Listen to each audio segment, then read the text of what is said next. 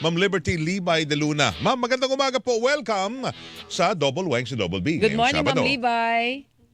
Yes po, good morning po, Luzon, Visayas, Mindanao po. Yan, Yes, magandang live na live umaga tayo, po. oo. Noong po nakaraang linggo, bago pa yung mismong araw Weng, na dininig kasi yan, February 19, yung kanilang petition for fair hike. Wednesday yun. Merong oo. isang grupo na umatras ng kanilang petisyon. Kayo ba, ma'am, sa akto? Wala kayong balak na i-atras yung petisyon nyo? Talagang desidido na ito, diretsuhan na. Yes ma'am, kasi October pa po yan, 2023. At last 2 years ago, nakakuha po kami ng provisional fair increase na piso po doon sa 5 piso namin na pinail. And then ngayon po, dahil taas po ng taas at wala nang panghumpay yung pagtaas niya, bumaba man ng 5 piso or 10 peso or 1 peso, ganun pa rin, akyat pa rin ang akyat. Kaya medyo hirap na rin po yung ating mga operators, yung ating mga drivers na kailangan ho talaga na humingi po kami ulit ng dagdag na provisional 2 pesos para sa dagdag pamasahe po. Linawin ko lang, Ma'am Ma'am Libay, linawin ko lang po. Ang inyong nakabiti na petisyon ay magkano? 5 piso po sa minimum Yes fare? po, 5 piso po. So, Noon po yan. Opo. Noong 2023 October. Ngayon, kung yan po ay mapapagbigyan, ibig sabihin, from 13 magiging 18 pesos na ang minimum fare. Siguro, kung piso, parang kahit piso lang yung mabigay sa amin, masaya na rin po kami. Okay, so pwede na kayo doon, kung halimbawa tawaran ng LTFRB, hindi pwede yung 5 pesos masyadong malaki. Sa piso, pwede kayo. Pwede naman hanggang 2 pesos. Yun naman po hinihingi namin. Magiging yung traditional natin, magiging 15 kung 2 pesos ang bibigay. And then yung ating mga naka-modernize, magiging 17 pesos po. Ma'am, ano ho ba ang problema at yung provisional naman pinabibigyan, di ba? Oo. Provisional. Yes po, kasi kaya po yun ang aming hinihingi, palaging provisional. Just in case po na bumaba po yung gasolina, automatic bumaba po kami. Para hindi na po kami mag-file ng pagbaba ng pamasahe dahil siyempre magagastos na naman po kami ulit. So, linawin natin, ano ho ang presyo ng provisional increase na gusto nyong, ang hinihiling nyo ngayon? Piso o 2 po, piso? 2 piso po, baka sa 28, February 28, makapile po yung aming abogado ng ng mga dagdag na mga papeles po. 2 pesos provisional increase. Yes. Opo, yun po. So maliban pa ho yun, partner, yung sa nauna, ngayon umiiral yung additional 1 peso provisional increase. Yung piso namin, noong nakaraan 3 years ago pa yun. Yes, Ngayon, himingi po kami doon ng 2 piso po ulit. So magiging 3 piso na bali ang total provisional increase kung sakali. Opo. Alam mo yung nagdoon ako na lilito kasi bakit kailangan pa natin mag-provisional increase kung meron na pong pending na main petition? Kung halimbawa, bakit hindi na lang desisyon ng bigyan, LTFRB kung ibibigay ba yung 5 piso o 2 piso ang ibibigay sa inyo kaysa yung Meron pang provisional ganito, authority ng provisional authority kasi hindi rin naman po nababawi yung dinadagdag na provisional na fair increase kahit pa bumaba yung presyo ng prudo, hindi po ba? Hindi tayo bumabalik sa dating presyo ng pamasahe. Kaya nga, just in case po na bumaba, at least hindi na ho kami dadaan ng hearing. Kaya yun po yung gusto namin, just in case. Kaya So, okay na kayo sa na. inyo yung provisional. Yung provisional fair increase. Madali po namin maibaba. Yung balik po tayo sa talagang yung main na pamasahe po talaga. Pero ma'am, may mga pagkakataon na may mga buwan na bumaba ang presyo, pero bakit hindi bumaba ang pamasahe? Nakaraan naman kasi kabababa lang nun. Hindi pa ho kami nakakabawi nun. Ayun, yun ang nagiging lusot. Pero sandali, kunyari bumaba ho next week. Paano ho ba ang sistema? Pag bumaba presyo next week, automatic po, ba next week may Siyempre, sir, papakaramdaman po namin kung talagang bumababa na. Or Bago kami magbabaril. Or kung sapat yung halaga ng binaba ng presyo. Oo, yung nangyayari po kasi baba ngayon, taas na naman mamaya. Kaya hindi kami makapag-desisyon din po. Pero nun. kami, kunyari, kami mga pasahero po, ma'am, paano ho, kunyari, ngayong linggo, bumaba presyo. Sasabihin nyo, pakikiramdaman natin, ha? Next week, bumaba na naman ang presyo. Siyempre, Yun na, pag magdidesisyon na po kami, magmi-meeting na po kami tatlo nila ka-Obet, kasi tatlo po kami dyan, ka-Obet, ako, saka si Boy Vargas po ng Alto Hindi. Lap. Lagyan natin siguro ng kahit paano, at least may gabay rin sa amin. Kunyari, 2 linggo, baba Parang presyo. ganun. Depende Baka sa pwede. laki siguro ng Tuloy-tuloy. binababaweng.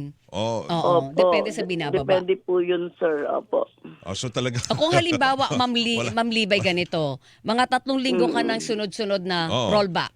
May ramdam na siguro. Tapos Siguro halimbawa magbaba ay doon. mga 3 piso at mga 2 piso na yung ni-rollback sa kabuuan. Pwede na ba yon? Hindi, kailangan bumalik po tayo sa 40 eh. Dati naman kasi ang ating So wait lang. So, 40. ang threshold natin, 40. 40 pesos per liter ang diesel. Hindi, 40 pesos po, opo. Tama. Oh, Tama. yun, So ang ibig diesel. sabihin, pag halimbawa bumaba ang presyo ng diesel sa 40 pesos, Yes. doon kayo magbababa magro-rollback Opo. ng inyong pamasahe. Tatanggalin yung provisional na piso. Opo. Alright. Pero Medyo Kahit ibalik malayo na namin yun, well. lahat yun. parang suntok sa buwan niya. Bababa ka 40, paano next week tumaas Hindi na po, naman? Kaya nga. bumaba naman po nakaraan, di ba? 45. Oo, basta ang 45. threshold niya palaging Baba. 40, 45. Alright. Hindi, pwede 45 na lang. Bumaba niyan, at least may bawas, may konting pakonsuelo kami yung mga sumasakay. Kaya nga sir Eto, nananawagan paliwanag din po niyo ako sa sa amin. ating mga Mm. mananakay na sana maintindihan din po nila kami na halos bawat ikot po namin 200, 100 po yung nilalagay namin sa aming mga sasakyan para lang makapaghanap buhay po. Magkano po ang Ma'am Libay, naiuwi pa? Yan, Nababayaran pa take ba home. yung inyong boundary everyday? O Yes, nangungutang ang mga basta mabayaran lang driver? Yes po, kung mabayaran lang yung aming boundary, ang pinaka-income na lang po namin, minsan 150 po Oh, a day. Ang 150 per day? naibibigay sa inyo na boundary? Ay, hindi. Ang boundary minsan, 500, Oo. 700, ganyan po yan eh. Conforme po sa ganda nung traditional jeep ho natin. Pero ang At saka nababayaran conforme naman po yun. ma'am. Opo, basta yun nababayaran, gasolina, nakakapag-diesel tayo. Ang natitake home lang ng mga drivers natin, minsan 150 po, sa totoo lang. Talaga? Para mas 20 ka na pag nag-200 ka. ang guaranteed palagi ang kita yung operator kasi may boundary, di ba, Weng? Tapos full Yes po, tank. oo. Oo. Pero si driver, kahit maghapon kang kumita dyan, kung ang matira sa kanya after bound, neto na, 150, yun lang ang kanyang pangkain, pang ulam. Oh yes po. Kaya nga nanawagan din ako palagi sa ating mga operators. Sana babaan ng konti yung boundary. At ganoon din naman sa ating mga drivers po na halos maghapon po naghahanap buhay na magtiis na lang muna tayo sa sa konting ulam na Opo. Naku isa po. kung nakakapag-ulam po tayo ng 2, isa lang. Parang ganun po. malungkot Kaya naman yan, Oo. Ma'am Libay, yung uutang muna sa karinderya, nakatabi ng terminal, di ba? Pwede Para yun. makakain. Opo, kasi, isa kahalati na lang yung kanin, imbis na buo. Oo. Ma'am, kumustahin ko lang. Kasi di ba meron tayong modernization na dapat ay nakakonsolidate. Kahit yung mga traditional jeep, hindi man muna lilipat ng bagong unit, ay at least sila ho'y consolidated. Ano ho ang pagkakaiba pag ikaw ay a driver ng isang consolidated or ng isang kooperatiba na consolidated na doon ho sa mga ngayon ay hindi pa consolidated pero traditional jeep ang dala. Anong pinagkakaiba sa kita ho? Yung ating kita naman pag nakapag-consolidate po tayo, tuloy-tuloy lang po yung biyahe natin. Until na hindi pa napapalitan yung ating mga sasakyan. Doon pa lang tayo magpapalit. Medyo siyempre ang depresya po nun sir, bali naka-aircon tayo.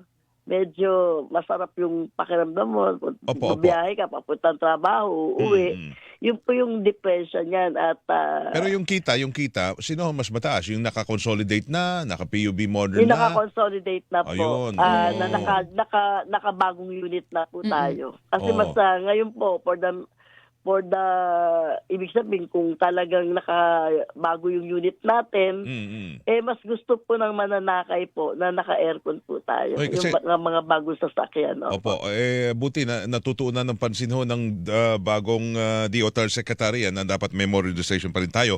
Maganda na at least may pagkakataon na siguro dapat ma-realize na ng mga hindi pa nag-consolidate, naggaganda ang kita pag nag-modernize na sila. Kasi partner, parang di ba? Yes po, kasi yes po. pinipili ng pasahero. Oo, ang mga 150 per modernized. day. Oo. Ang hirap ng kita na ganyan, Totoo. 150 per day sa Kulang pa. traditional Di jeep. wala ka ng pampabaon sa anak mo nun. Opo. Oo, di ba? Opo, yun po yung diferensya. At hindi naman po mapipace out yung mga sasakyan na traditional natin, UB traditional, Mm. hanggat hindi pa po napapalitan yung ating mga